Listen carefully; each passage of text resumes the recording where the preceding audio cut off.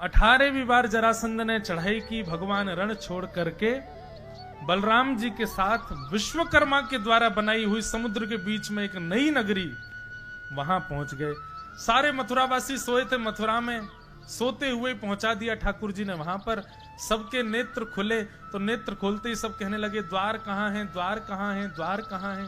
सबने अपने द्वार खोले तो हर द्वार पर हर व्यक्ति को ठाकुर जी का दर्शन हुआ। तो द्वारी द्वारी कम ब्रह्म इति द्वारिका, जहां हर द्वार पर परब्रह्म विराजमान है वही है द्वारिका। बोलो द्वारिकाधीश की।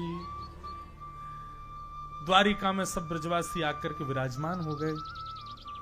रेवत राजा के पुत्र की पुत्री से, मतलब रेवत राजा की पौत्री से बलराम जी का विवाह हुआ।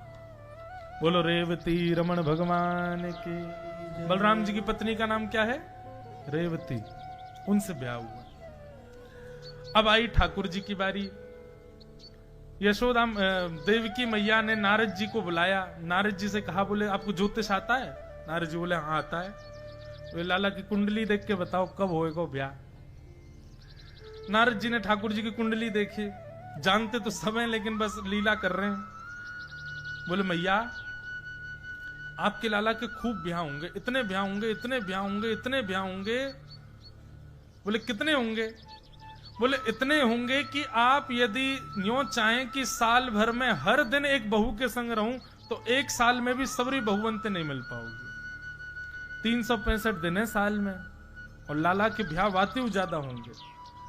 वातु ज्यादा महाराज, मुझे तो ऐसा लगे कितने आंकड़े आप लोग लगाओ, 16,108। 10, 12, 15 सालों में तो सब बहुओं से मिल पाती होंगी यशोदा देवकी मैया। मतलब पहली वाली से एक बार मिला तो सोचो सबसे मिलने गई तो पहली वाली से दोबारा मिलने 25 साल बाद आएंगी। इतनी पत्नी है ठाकुर जी की। अब हर बहू के यहां जाएंगी तो 2-4 दिन तो रुकेंगी, फिर वहां बच्चों के संग खेलेंगी, सब आनंद करेंगे, तो समय तो लगता होगा। इतनी बहू। बोले होगो कब ब्याह? बोले ये नहीं लिखा कुंडली में कि ब्याह कब होगा, लेकिन होंगे।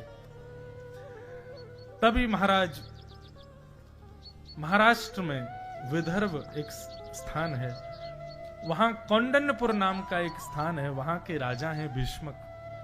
भीष्मक राजा के 5 पुत्र हैं, एक पुत्री है। पुत्री का नाम है रुक्मणी। ये लक्ष्मी जी का ही अवतार है। रुक्मणी जी बचपन से ही कथाओं में जाती हैं और ठाकुर जी के बारे में सुनती हैं, तब से ही भगवान को अपना पति मान लिया।